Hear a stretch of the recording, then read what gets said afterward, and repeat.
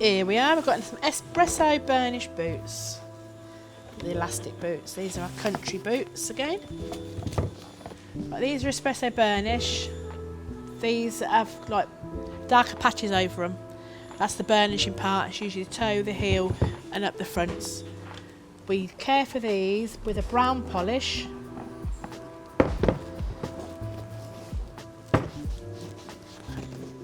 Wipe over. See, as you're putting your polish on, some dark patches will appear, which is the burnish. Don't be afraid. It's supposed to be there. It's all the effect of the shoe. And then with this cloth, you polish them back up again. And if you've been out in the fields, tromping around the fields, you've got dirty edges, just use your brown polish with your sponge and go around the edge again. And polish that back up. And they'll be all sparkly and new.